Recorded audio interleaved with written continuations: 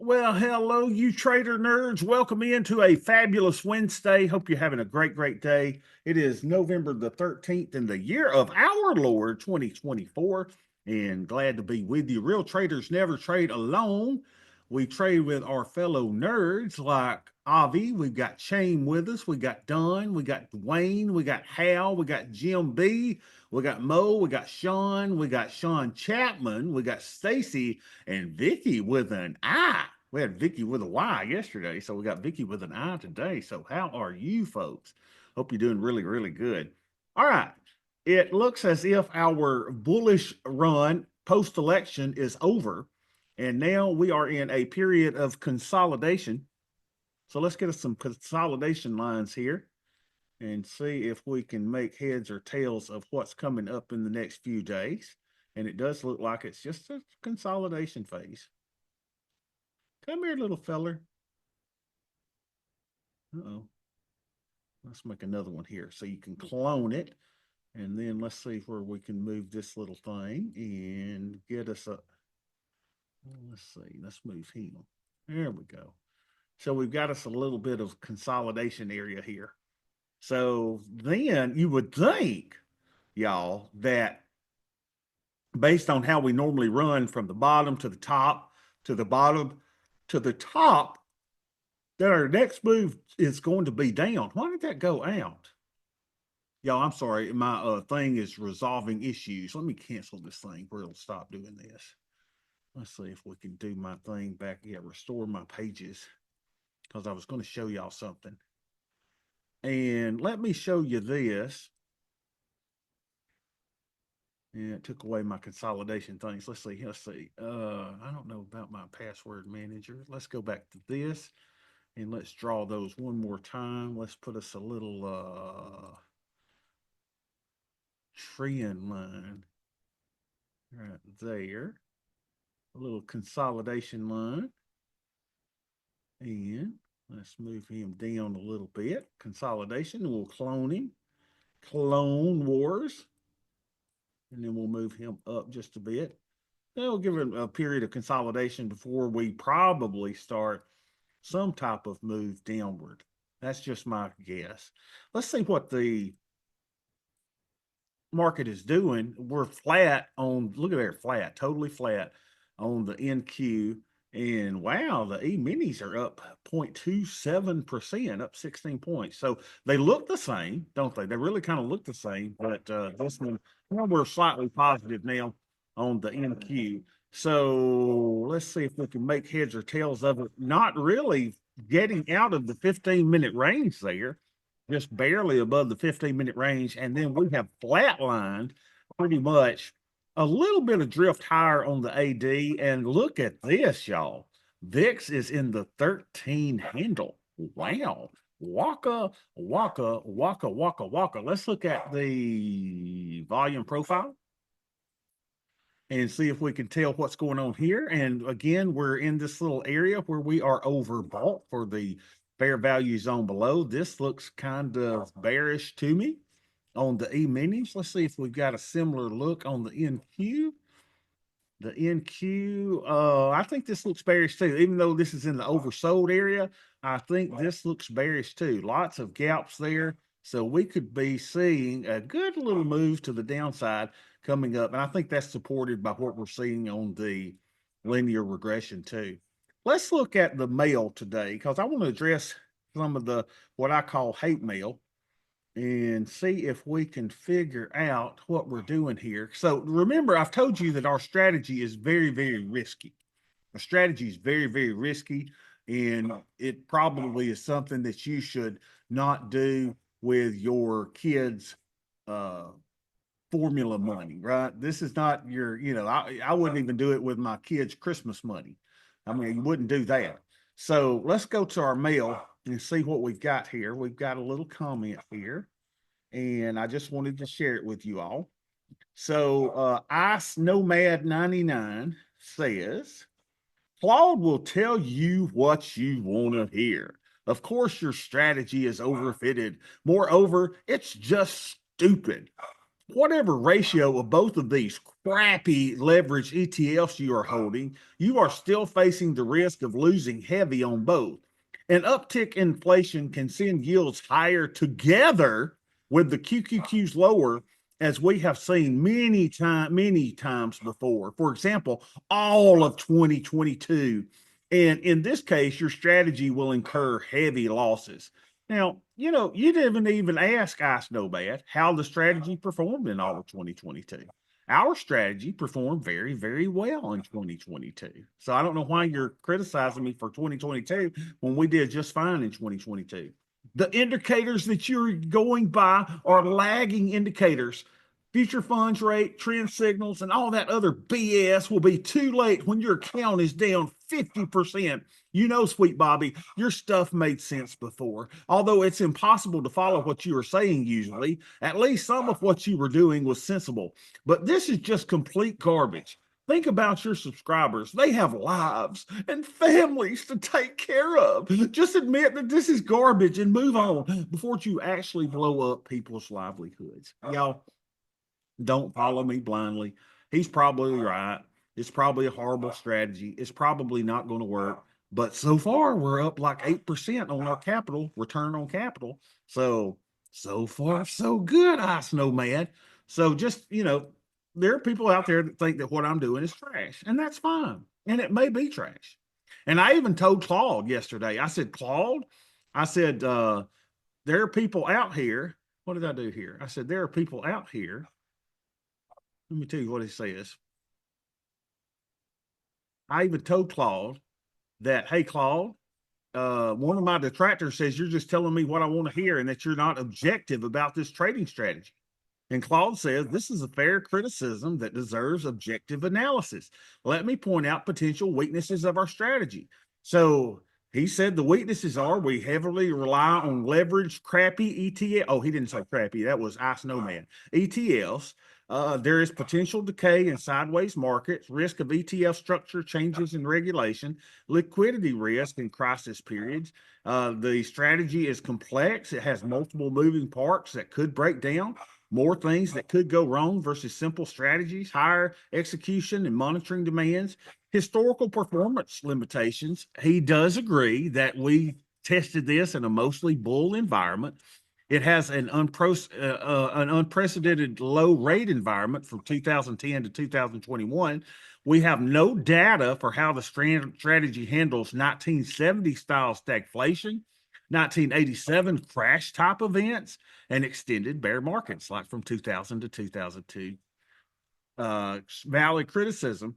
The strategy could underperform in long sideways markets, rapid regime changes, high volatility, choppy markets. It's dependent on continued ETF market function, similar market structures, and signal reliability. So he wanted to do some additional things, and I told him I wanted him to tell us some worst case scenarios.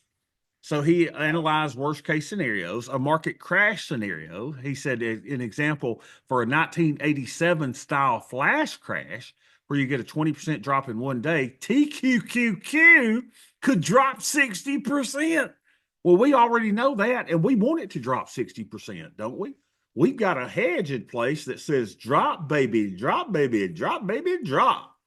Circuit breakers might not trigger fast enough. Potential portfolio impact could be us losing between 40 to 50% of our capital. Mitigation, VIX and trend signals might help, but it's not guaranteed. So a multi-month crash like 2008, if we started with what we've got now, 77,000, month one, we could be down to 57,000. Month two, we could be down to 46,000. And oh, woe was me. Month three, we could be down to 39,000 out of a $77,000 account. Even with SQQ protection, timing lag could hurt. And I agree with that. He says we've got structural risk scenarios, liquidity crisis, economic scenarios, high inflation, extended bear markets, best case scenario. And then he wants to know if I want him to do some other stuff. And I said, okay, so based on what you're telling me with these worst case scenarios, can you kind of now kind of tell us where you think we'll be in 5, 10, 15, and 20 years? And he says, given these worst case scenarios, let me provide more conservative projections, starting with $77,500 add monthly, which is what I plan on doing, is adding $500 a month to this. So here was his, now, y'all, he reduced it to only 35% CAGR, compound annual growth rate. Well, that's still good.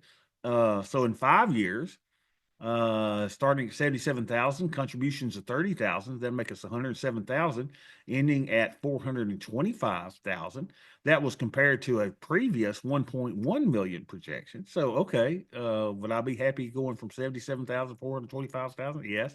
10 years, 425,000 with 300 or $30,000 contributions, we would end at 2.3 million compared to a previous projection of 16.8. Now these get pretty funny going on. I'll admit. 15 years, 2.3 million, additional contributions, $30,000, ending at 12.5 million compared to 251 million. Now, y'all, you got to love this one, right? 20 years, starting with 12.5 million, additional contributions are $30,000 and ending at 68 million compared to 3.7 billion dollars. We would be there with Elon Musk. So I agree. The it's probably way out. Okay. So don't do this with the baby formula. This is a fun thing for me. This is kind of based on back testing, and we've done some neat little things. So I just want to see how this works, and that's Hey, all I'm doing. Bobby, Claude made another error there in that one you just presented because he Oh, didn't good. start at 77,000 for each of the scenarios. Oh, I think what he did though is he was saying in these things start with 77,000, end with 425,000, and then he's going in the 10 years. This is another adding another five. So he's going to start with what he ended at 425,000. See that, Hal? And then go to 2.3 million. Okay, so And he's then, doing yeah, in 5-year yeah, increments. he's doing it in 5 year increments to see where we could be. So, you know, and y'all, I agree. It's probably not going to work. Okay. It's probably not going to work. I am at a place where I can piss away $77,000 if I want to. And let's see if it works. This is kind of it's a wild card. You know, this is Alabama beating Georgia. Did you see the Jack State game the other day, last weekend, where they won on the Hail Mary? I'm throwing a Hail Mary, and I'm really looking forward to this process. This is entertainment for me. This is not me going, oh my, I'm the greatest inventor and investor ever. This is something that I think, now here's my thoughts. I think the very next 10 to 15 years can be a very, very strong market for tech stocks. I believe it. I believe we are at the beginning rather than the end of a huge technological revolution. And I'm willing to spin the wheel like I'm on the Price is Right, see if I can get a dollar without going over to see if we can do something pretty remarkable. So it's a Hail Mary. It's like we're down, we lost what 60 something $1,000 or whatever it was, $120,000 earlier this year on doing options. And I said, I don't want to do that again, but I'm willing to piss away $77,000 to see if we can do something pretty remarkable. That's all it is. So, you know, y'all be wary and don't use all of your capital. If you want to do 10% of your investment capital on this as a Hail Mary, do it. I just think it's fun. And so that's why I'm doing it. Let's look at this, y'all. The TMF is still, look at this, y'all. This thing just continues to go lower and lower, doesn't it? Down 27 cents. But the wonderful thing about TMF being lower is our strategy only has 6% of our capital in TMF. TQQQ is down just a little bit today. So we're not down a lot today. Let's look and see how our hedges are doing. So we were at 50,000 yesterday. These go down about 5,000 a day. So now we're at 45,000. And remember, if we add our TQQQ to it, then we are at 27,000, but that's with that going down 90%. we want the crash to happen. Let's move that to 60. So we're about $33,000 of protection. I think we're ready to go. Come, baby, come, baby, come, baby, come. Crash, baby, crash, baby, crash, baby, crash. So we're good. I mean, it's just, we're throwing a Hail Mary here. So I want everybody to understand that. And I don't want y'all to lose, tons of money. God knows you already lost money on the 112, 111s. This is just a different little strategy. It's been so much fun for me to put together. And I've tried everything that I could, all kind of economic indicators, and this is the best that I can come up with. So I'm willing to go with it. Now, you asked me where the rest of my money is. The rest of my money is in the S&P 500 like it always has been. Ever since I was 18 years old, I started putting money in the S&P 500, just a regular old SPY, regular old VOO. That's where the rest of my money is. This is for shinks and giggles. I didn't even say the bad word. This is for shinks and giggles. It's just what this is. Everything else is in SPY. All right. So I hope you all have a good rest of your day. You didn't lose money in your 111s. That's good, Hal. I don't know how you did it now. You did great, but that's good. That is really good. I lost a ton. And I basically said, I'm done with them. So if y'all didn't lose money and you had it sized appropriately and all of that, that's fine. And the best thing that would have been for me on August 5th would have been to sleep late that day and done nothing. And I probably wouldn't have lost anything either. But I did. I made a lot of mistakes that day. I just don't want to do those mistakes again. All right. Good session, y'all. And keep the hate mail coming. I love it. I love it, love it, love it. Y'all have a good rest of your day, and I will see y'all tomorrow.